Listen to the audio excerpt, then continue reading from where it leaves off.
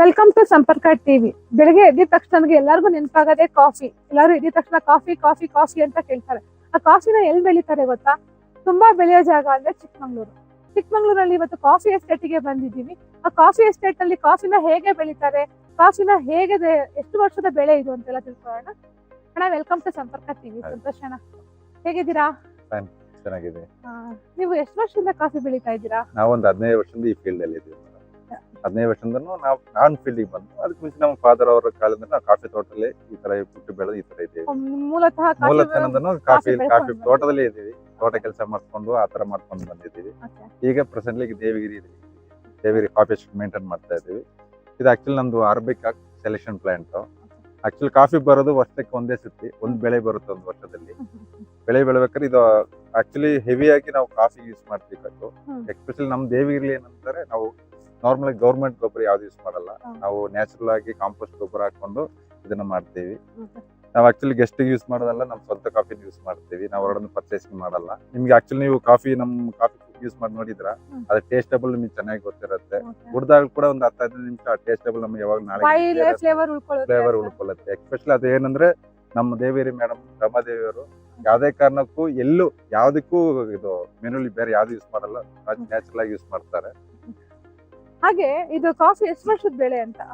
Actually ಕಾಫಿಗೆ madam ಅರಬಿಕಾಗೆ ಅಂದ್ರೆ ಒಂದು 50 ವರ್ಷ ಹಿಂಗ್ ಬರುತ್ತೆ ಒಂದು ಗಿಡ. ರೋಬಸ್ಟಾ ಅನ್ನೋದು ಇನ್ನೊಂದು ವೆರೈಟಿ ಇದೆ, ಅದು 100-120 ಇಯರ್ಸ್ ಬರುತ್ತೆ.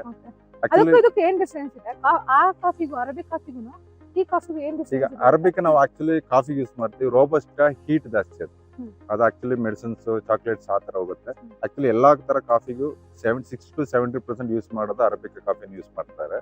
ಹಂಗಾಗಿ ಟೇಸ್ಟಿಗೂ ಅದ್ ತರ ಬರುತ್ತೆ. ಯಾಕಂದ್ರೆ ಕಾಫಿಲಿ ಒಬ್ಬೊಬ್ರು ಏನ್ ಮಾಡ್ತಾರೆ ಅಂದ್ರೆ ಟೇಸ್ಟಿಗೂ ತಕ್ಕಂತವಾಗಿ ಮಾಡ್ಕೊಳ್ತಾರೆ. ಬಟ್ ಇಲ್ಲಿ ನ್ಯಾಚುರಲ್ ಆಗಿರೋದ್ರಿಂದ ನಾವು ಈ ತರ ಮಾಡ್ಕೊಂಡು ಬರ್ತಾ ಇರ್ತೀವಿ. ಇದು ಕಾಫಿ ಬೆಳೆ ಬೆಳೆಯೋದಕ್ಕೆ ನಿಮ್ಗೆ ಏನೇನ್ ಚಾಲೆಂಜಸ್ ಬರುತ್ತೆ ಅಂತ? ಯಾಕಂದ್ರೆ ಯಾವಾಗ್ಲೂ ಚಿಕ್ಕಮಗಳೂರಲ್ಲಿ ಮಳೆ ಮಳೆ ಮಳೆ ಮಳೆ ಇರುತ್ತೆ. ಮಳೆ ಇದ್ದಾಗ ಕಾಫಿ ಬೆಳೆನ ಹೇಗೆ ಸಂರಕ್ಷಣೆ ಮಾಡ್ಬೋದು ನೀವು ಅಂತ? ಆಕ್ಚುಲಿ ಅದಕ್ಕಿಂತಾನೆ ಒಂದು step by step work progress ಇದೆ ಮೇಡಮ್. ಆಕ್ಚುಲಿ ನಾವು ಕಾಫಿ ಪ್ಲಾಂಟೇಶನ್ ಸ್ಟಾರ್ಟ್ ಮಾಡ್ಬೇಕಂದ್ರೆ ಖಾಲಿ ಗ್ರೌಂಡ್ ಇರುತ್ತೆ. ಅದ್ರಲ್ಲಿ ನಾವು ಪಿಟ್ ರಿಮೂವ್ ಮಾಡಿ ಲೈನ್ ಹಿಡಿದು ಕಾಫಿ ಗಿಡ ಹಾಕೊಂಡು ಬರ್ತೀವಿ. ಆಕ್ಚುಲಿ ನಾವು ಇದನ್ನ 4 ವರ್ಷ ನಾವೇ ಸಾಕ್ಬೇಕು. ಇದರಿಂದ ನಾವ್ ಏನ್ ಎಕ್ಸ್ಪೆಕ್ಟ್ ಮಾಡಂಗಿಲ್ಲ. ನಮಗೆ ಕಾಫಿ ಬೆಳೆನೂ ಬರೋದಿಲ್ಲ. 4 ವರ್ಷ ನಂತರನೇ ಕಾಫಿ ಬೆಳೆ ನಮ್ಗೆ ಶುರು ಆಗೋದು. ಆಕ್ಚುಲಿ ಇದಕ್ಕೆ ಹೆಂಗೆ ಅಂದ್ರೆ ಸ್ಟಾರ್ಟಿಂಗ್ ಇಂದ ಹಿಡಿದು ಇದು ತುಂಬಾ ಕಾಸ್ಟ್ಲಿ ಮೇಂಟೆನೆನ್ಸ್ ಅರಬಿಕಾ ಕಾಫಿ. ನಮಗೆ ಇದಕ್ಕೆ ಮರಕಸಿಂದ ಹಿಡಿದು ಕಸಿ ಮಾಡಿ ಚಿಗುರು ಮಾಡಿ. ಆಕ್ಚುಲಿ ಈಗ ನಾವು ಆಲ್ರೆಡಿ ಕಸಿ ತೆಗ್ದಿದೀವಿ. ಇದು 2ನೇ ಸ್ಟೆಪ್. ಇದು ಆಕ್ಚುಲಿ ಒಂದು 2.5 ಅಡಿ 3 ಅಡಿಗೆ ಬಂದಾಗ 2ನೇ ಸ್ಟೆಪ್ ಕೊಡ್ತೀವಿ ಇದಕ್ಕೆ. ಇದು ಆಕ್ಚುಲಿ ನಾವು ಮೇಂಟೈನ್ ಮಾಡದಲ್ಲೇ ಬಿಟ್ರೆ ಇದು ತುಂಬಾ ಹೈಟ್ ಹೋಗುತ್ತೆ. ನಾವೇನ್ ಮಾಡ್ತೀವಿ, 3 to 5 feet ಅಲ್ಲಿ ಇದನ್ನ ನಾವು ಮಟ್ಟ ಅಂತೀವಿ. ಈ ತರ ಇರುತ್ತಲ್ವಾ, ಈ ತರ ಹೈಟ್ ಬಂದಾಗ ನಾವು ಇದನ್ನ ತೆಗಿತೀವಿ. ಮಟ್ಟ ಹೊಡೆದ್ಬಿಟ್ಟು 5 feet ಅಲ್ಲೇ ಮೇಂಟೈನ್ ಮಾಡ್ತೀವಿ. ಯಾಕಂದ್ರೆ ನಮಗೆ ತುಂಬಾ ಹೈಟ್ ಬಂದಾಗ ಗಿಡದು ಸ್ಟ್ರೆಂತ್ ಹೋಗ್ಬಿಡುತ್ತೆ, ಬೆಳವಣಿಗೆ ಕಾಫಿಯಲ್ಲಿ ಕಮ್ಮಿ ಆಗುತ್ತೆ. ಅದಕ್ಕೆ ಹೋಗುತ್ತೆ ನಾವು ಒಂದು ಲೆವೆಲ್ 4 feet to 5 feet ಆತರ ಕೊಡ್ತಾ ಇರ್ತೀವಿ. ಇದನ್ನ ಯಾವಾಗ ಕಟಾವ್ ಮಾಡ್ತೀರಾ ಅಂತ? ಇದು ಆಕ್ಚುಲಿ ಕಟ್ ಆಫ್ ಮಾಡಿದ್ರೆ ಡಿಸೆಂಬರ್ ಜನವರಿ ಮಂತ್ ಅಲ್ಲಿ ನಾವು ಕಟ್ ಆಫ್ ಮಾಡ್ತೀವಿ. ಅವಾಗ ಫುಲ್ ಫ್ರೂಟ್ಸ್ ಆಗಿರುತ್ತೆ. ಈ ಫ್ರೂಟ್ ಕಲರ್ ಬರುತ್ತೆ. ಇದು ಆಕ್ಚುಲಿ ಇವಾಗ ನೋಡಿ ಗ್ರೀನ್ ಕಲರ್ ಇದೆ. ಈಗ ಗ್ರೀನ್ ಇದೆ. ಇದು ರೆಡ್ ಕಲರ್ ಆದ್ಮೇಲೆ ನಾವು ಇದನ್ನ ಪಿಕ್ ಮಾಡ್ತೀವಿ. ಇದನ್ನ ಪಿಕ್ ಮಾಡಿ ಪಲ್ಪಿಂಗ್ ಮಾಡ್ತೀವಿ. ಪಲ್ಪಿಂಗ್ ಅಂದ್ರೆ ಹೆಂಗಂದ್ರೆ ಇದನ್ನ ರೆಡ್ ಕಲರ್ ಫ್ರೂಟ್ಸ್ ತೆಗಿತೀವಲ್ಲ, ಅದ್ರೊಳಗೆ ಒಂದು ಪಾರ್ಚ್ಮೆಂಟ್ ಮಾಡ್ತೀವಿ. ಪಲ್ಪಿಂಗ್ ಮಾಡ್ಬಿಟ್ಟು ಪಾರ್ಚ್ಮೆಂಟ್ ತೆಗಿತೀವಿ. ಅದು ಬೀಜ ಬರುತ್ತೆ. ಆ ಬೀಜನ ನಾವು ಮಿನಿಮಮ್ 6 ರಿಂದ 7 ದಿನ ಬಿಸಿಲಲ್ಲಿ ಒಣಗಿಸ್ತೀವಿ. ನ್ಯಾಚುರಲ್ ಬಿಸಿಲಲ್ಲಿ ಒಣಗಿಸ್ತೀವಿ. ಒಣಗಿಸಿ ಆದ್ಮೇಲೆ ಮತ್ತೆ ಅದನ್ನ ಫ್ರೈ ಮಾಡಿ ತೆಗೆದು ಆಮೇಲೆ ಪೌಡರ್ ಮಾಡೋದು. ನೋಡಿ, ಇದು ತುಂಬಾ ಚೆನ್ನಾಗಿ ಬೆಳೆದಿದೆ. ಇಷ್ಟು ಸಣ್ಣ ಸಸಿನೇ ಅಲ್ವಾ ಇದು? ಹೌದು, ಇದು 4 ವರ್ಷದ ಸಸಿ. 4 ವರ್ಷದ ಸಸಿ. ಇದನ್ನು ಕಟಾವ್ ಮಾಡಿದೀರಾ ಆಲ್ರೆಡಿ? ಎಲ್ಲ ಮಾಡಿದೀವಿ ಮೇಡಮ್. ಇದಕ್ಕೆ ಗೊಬ್ಬರ ಎಲ್ಲ ಹೇಗೆ ಕೊಡ್ತೀರಾ ನೀವು? ಗೊಬ್ಬರ ನಾವು ನ್ಯಾಚುರಲ್ ಆಗಿ ಕಾಂಪೋಸ್ಟ್ ಮೆನ್ಯೂಲ್ ಕೊಡೋದು ಇದಕ್ಕೆ. ಕಾಂಪೋಸ್ಟ್ ಮೆನ್ಯೂಲ್ ಅಂತಂದ್ರೆ? ಕಾಂಪೋಸ್ಟ್ ಮೆನ್ಯೂಲ್ ಅಂದ್ರೆ ನಾವು ವೇಸ್ಟೇಜ್ ಕಸಗಳು ಇಂಥವೆಲ್ಲ ಇರುತ್ತಲ್ಲ, ತರಕಾರಿ ಗೊಬ್ಬರಗಳು ಅಂತವೆಲ್ಲ ಮಿಕ್ಸ್ ಮಾಡ್ಬಿಟ್ಟು ಕೊಡ್ತೀವಿ.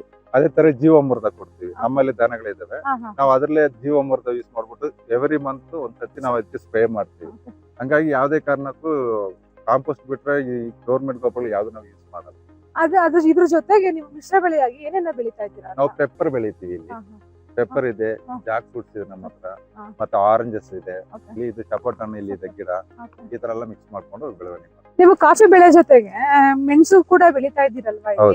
ಅದಕ್ಕೂ ಇದಕ್ಕೂ ಸೇಮ್ ಪೋಷಣೆ ಬರುತ್ತಾ, ಇಲ್ಲ ಅದಕ್ಕೆ ಬೇರೆ ಪೋಷಣೆ ಮಾಡ್ಬೇಕಾ, ಇಲ್ಲ ಇದಕ್ಕೆ ಬೇರೆ ಪೋಷಣೆ? ಇಲ್ಲ, ನಾವು ಕಾಫಿ ಒಳಗೆ ಏನೇನ್ ಮಾಡ್ತೀವೋ ನಾವು ಹಾ. ಅದೇ ತರ ಇದಕ್ಕೂ ಕಾಂಪೋಸ್ಟ್ ಮಿನರಲ್ ಕೊಡ್ತೀವಿ. ಹಾ. ಇದ್ರಲ್ಲಿ ಬೆಳೀತಾರೆ. ಆದ್ರೆ ಏನಂದ್ರೆ ಪಿಕ್ಕಿಂಗ್ ಡಿಫ್ರೆಂಟ್ ಬರುತ್ತೆ. ಇದು ನಾವು ಡಿಸೆಂಬರ್ ಮಾಡಿದ್ರೆ ಹಾ. ಅದು ಏಪ್ರಿಲ್ ಮೇ ತಿಂಗಳಲ್ಲಿ ಅದನ್ನ ಕ್ರಾಪ್ ಮಾಡ್ತೀವಿ. ಅದು ವರ್ಷಕ್ಕೊಂದ್ಸತಿ ಹೌದು, ಬರೋ ಪೆಪ್ಪರ್ ಕೂಡ ವರ್ಷದಲ್ಲಿ ಒಂದೇ ಸತಿ ಬರುತ್ತೆ. ಕಾಫಿ ಬೆಳೆಗೆ ಒಳ್ಳೆ ಮಾರುಕಟ್ಟೆ ಇದೆಯಾ ಅಂತ? ಮಾರುಕಟ್ಟೆ ಅನ್ನೋದು ನಾವು ಆಕ್ಚುಲಿ ನಮ್ಮಲ್ಲಿ ಇರೋ ಪ್ರಾಪರ್ಟಿ, ನಮ್ದು ಈಗ ಪ್ರಾಪರ್ಟಿ ಏನಿದೆಯೋ ನಾವು ಆಲ್ಮೋಸ್ಟ್ ಅದನ್ನ ನಮ್ಮ ಗೆಸ್ಟ್ ಹೌಸಿಗೂ ಮನೆಗೂ ಬರೋ ಗೆಸ್ಟ್ಗಳಿಗೆ ಮಾತ್ರ ತುಂಬಾ ಯೂಸ್ ಮಾಡ್ತೀವಿ.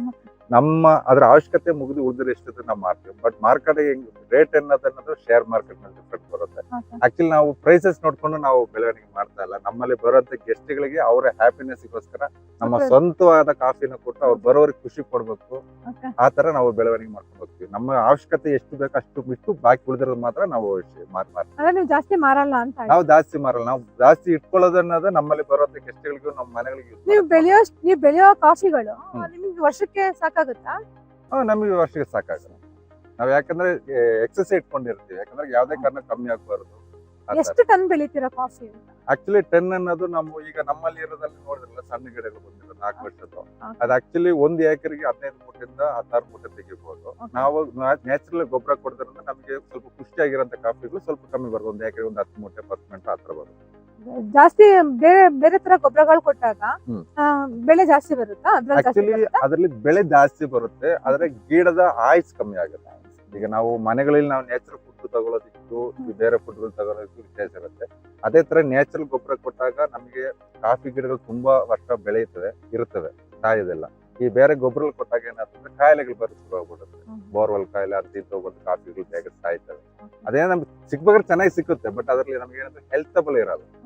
ಸಂಪರ್ಕ ಟಿವಿಗೆ ಇಷ್ಟೊಂದು ಕಾಫಿ ಬಗ್ಗೆ ಒಳ್ಳೊಳ್ಳೆ ಮಾಹಿತಿಗಳನ್ನ ಕೊಟ್ಟಿದ್ದೀರಾ. ಕಾಫಿ ಹೇಗೆ ಬೆಳಿತೀರಾ, ಕಾಫಿನ ಹೇಗೆ, ಅದನ್ನ ಚಾಲೆಂಜಸ್ ಹೇಗಿರುತ್ತೆ, ಮಾರುಕಟ್ಟೆ ಹೇಗಿರುತ್ತೆ, ಹಾಗೆ ಪೆಪ್ಪರ್ ಬಗ್ಗೆ ಕೂಡ ಮಾಹಿತಿ ಕೊಟ್ಟಿದ್ದೀರಾ.